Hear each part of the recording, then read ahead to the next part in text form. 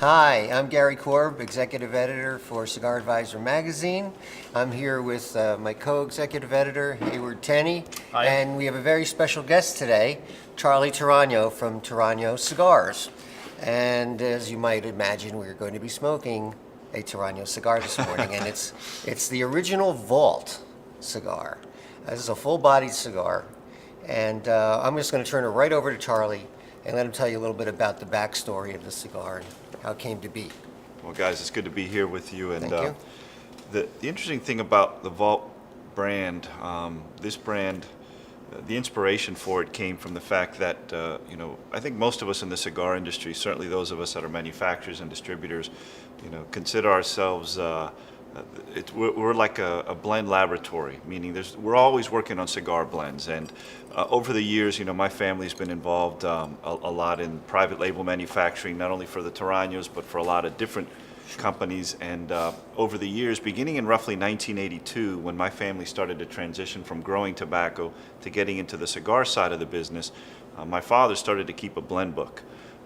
And so that blend book had all these different blends, literally from 1982 to the present, of just different things that were being experimented with over the years. Some that came to market and others that, for different reasons, didn't come to market, both, again, brands for ourselves and for others over time.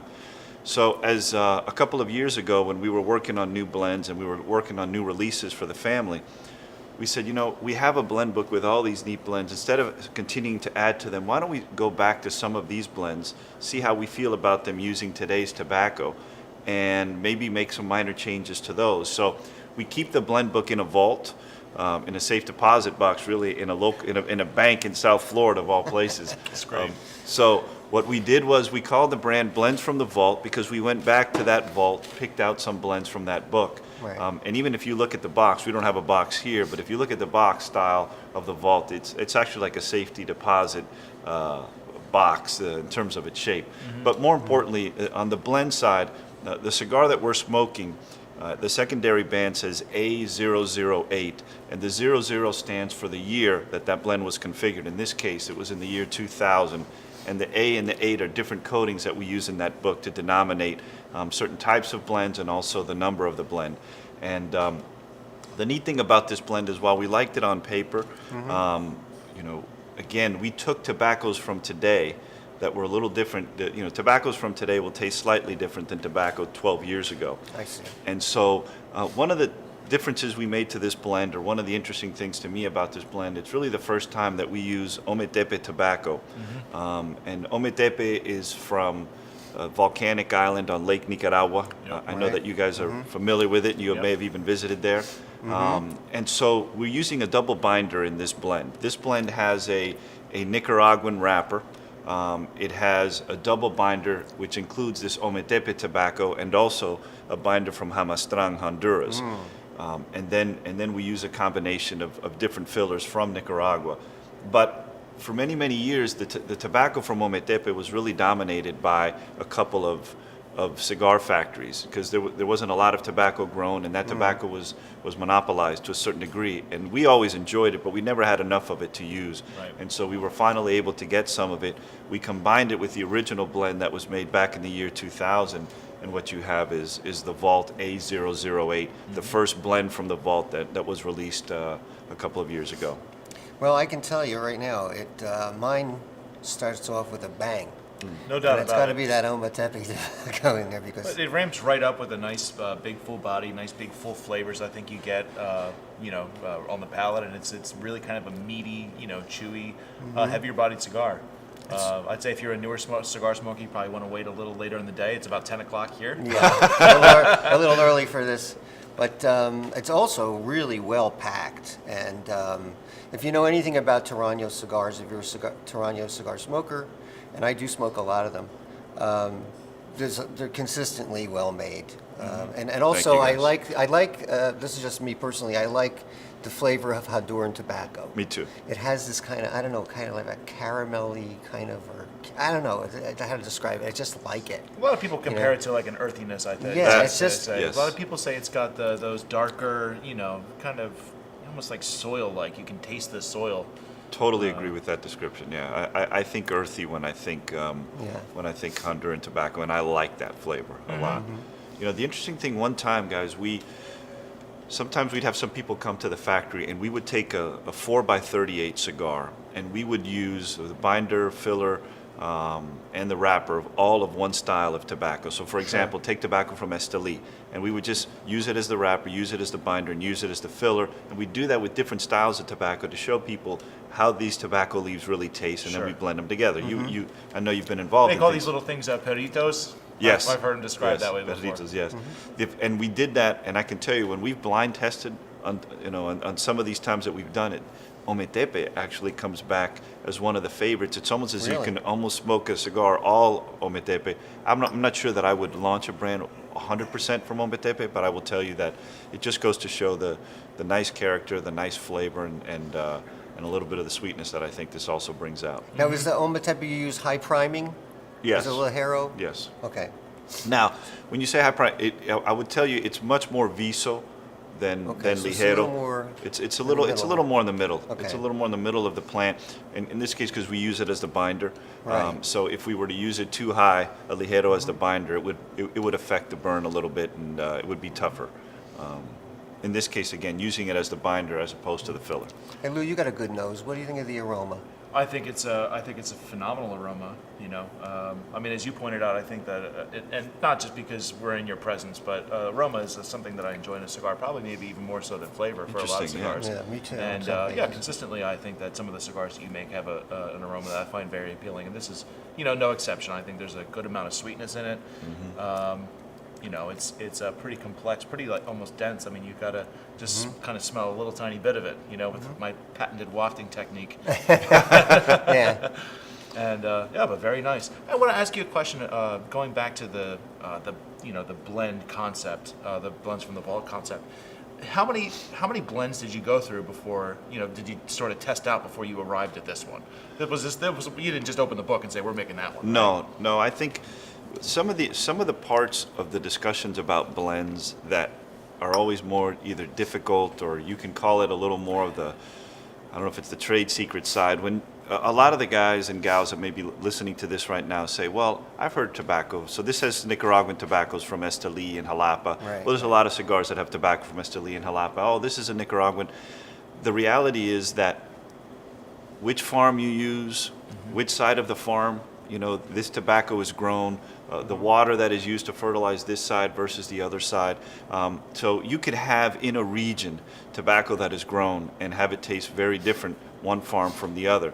So we have, because my family were really growers of tobacco for 3 generations before we got into the cigar side of the business, the leaf side has always been really important to us, and we have a lot of good relationships with growers, both in Nicaragua and around and in different parts of the world. The Dominican Republic is a place where my grandfather grew a lot of tobacco, and my father, when he started in this business, had a lot of relationships. So some of the things we look at is also is what tobacco is used. You asked a question about priming.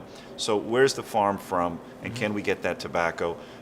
You talked about the priming issue, where you get it in the plant. If I tell you I'm just using Esteli, but I'm using the higher primings versus the Seco leaves, I'm going to get different flavors. So Sure. when we probably went through, I would say to you, anywhere between 20 to 30 different blends that we liked on paper, but then we had to So start. these are like entries that are logged in the. They're logged in, and they're logged in with different percentages. They're logged in identifying the farms that's used and the growers, and in some cases we were able to mimic that, and others we were able to get close to it. And so that's really the fun part of what we do. Most of the time, instead of smoking a lot of the cigars we've currently made, if you come to our offices or you come to the factories, we're all smoking cigars that we're working on because it's part of what we enjoy. So I think for me it's been fun. There's the other vault blend, which we're not smoking now, which is the D042. That blend has a leaf from Pennsylvania, and that was based on a trip that my father and I took back in the late 1990s, where we got some Pennsylvania tobacco, started using it in a blend. At that time, we didn't like the way it was coming out, so we left it there. But then we were able to revisit it in our new launch of the vault on that D0. Is that Lancaster County, the broadleaf Yes. there?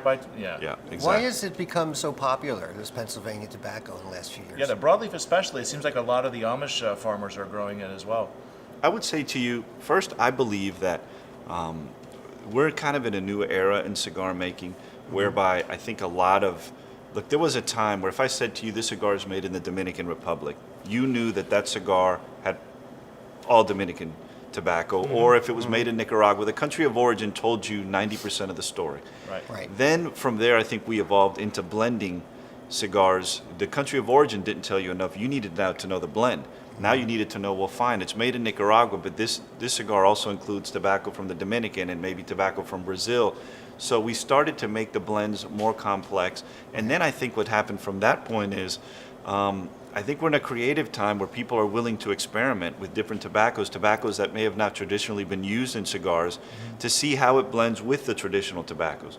So it's not like you're seeing today an all Pennsylvania, but maybe we use half a leaf, right? Or maybe we try a leaf, because you're going to get some flavors you don't normally get.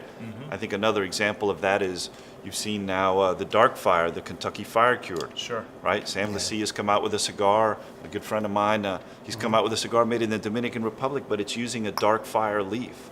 And so I just think that the cigar makers and obviously the cigar consumers are willing to try a little more and be a little bit more experimental. And if it tastes good, then people are all for it. What kind of flavors are you getting out of this so far? I mean, there hasn't been a tremendous amount of transition. You know, I'm about an inch into it, and mostly I'm getting some of these, charry, bigger, heavier, earthy kinds of Me flavors. too. I It's think. very bold. It is bold. That's for sure. Getting some of the peppery sensation, Yes. through the retrohale, but not too much. It would seem that the tobaccos are pretty well aged. I mean, is that correct? They are. Some, or I should say, fully fermented, because I know that. My understanding is that some manufacturers, especially those in Nicaragua, for example, will under-ferment tobacco ever so slightly to get a little bit of the real pepper sensation that you can get through some of those cigars. Yeah, Is there any truth to that? I think there is truth to that. But it's always been, it's something that I've always found risky as a manufacturer to do, where you, instead of taking the tobacco and fermenting it, to its ideal place and then aging the tobacco, if the tobacco is less fermented, then it's a little more, as we call it, crudo, or it's a little more raw.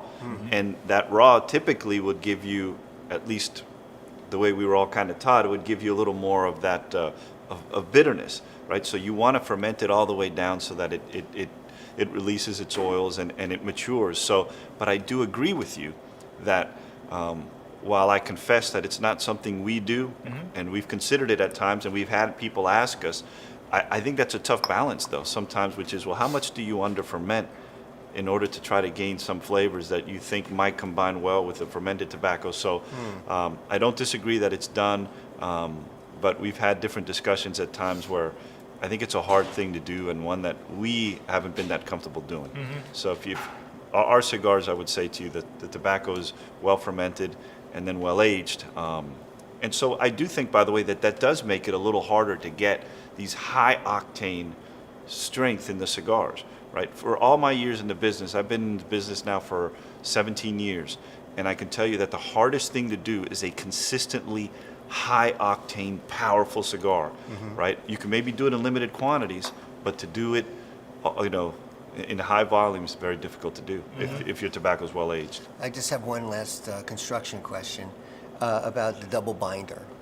The double binder, I don't know if this has been done for ages or decades, whatever, or it's something that's just come to the fore in the last few years, but I noticed a lot of these, when we get the blend sheet, the sell sheet, whatever, it'll say double binder, I assume you do this because it's going to bring more flavor to the cigar, but how did that all start? It's a combination. I agree. It gives you more flavor for sure. But I can tell you, I remember there were times early on, going to your question about construction, I remember when we were making some different blends, depending on the style of tobacco that we use, when the cigar would first start to burn, and you would see the ash begin to kind of flower, right?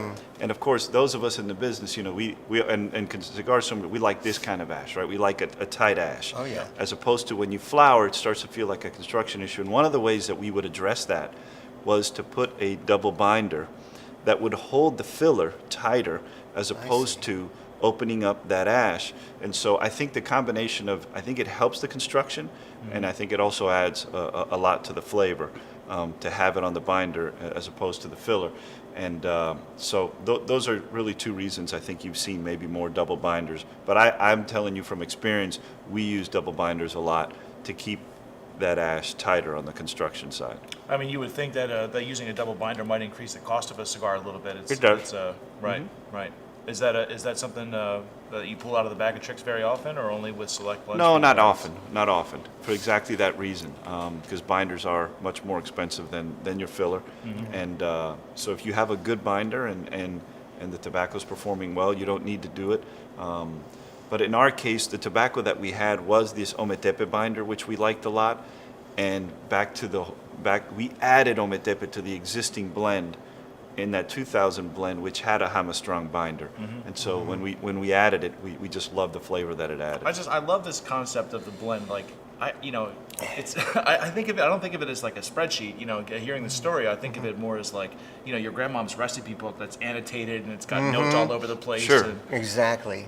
Sure, it is. something very romantic about that. You know. Yeah. And it's fun reading the notes that somebody would have written 20 years ago Yeah. about the flavors, how they describe flavors, and and that's evolved as well too. I think cigar manufacturers 20, 30 years ago, it was either like it, don't like it. In other words, there was they weren't as colorful in their description sometimes of taste, which was interesting too. It seems like a lot of that has been ported over from the wine community. I agree. Yeah. Totally. Absolutely right. So. All right. Well, anyway, Charlie, thank you for joining us today. It's been great. This has been Thank you, guys. really a good experience, and this is quite a hefty cigar Yep. for me anyway. But maybe before we go, just you might want to recommend maybe what the cigar. When would be a good time to smoke the cigar, or maybe with what you want to pair it with. Well, I think I always find it interesting in talking to people about, because your heavy might be my medium. I think Right. it's difficult. I like this. I'm a guy. I can smoke this cigar. I'm not a really heavy smoker, but I can smoke this cigar. Maybe not a morning cigar, but certainly afternoon and beyond. Yeah. I think a nice Scotch, or I'm a big rum. I'm a big Cuba Libre guy, so I like either a little rum and Diet Coke or a little Zacapa. More premium rum with a Vault cigar. I think goes well. Okay. Very good. All right. Well, that's it for today. And once again, thanks to Charlie Torano for coming in and taking the time to do this, and Lou. So see you next time on Smoke Break. Thanks for having me, guys. Thanks a lot, Charlie.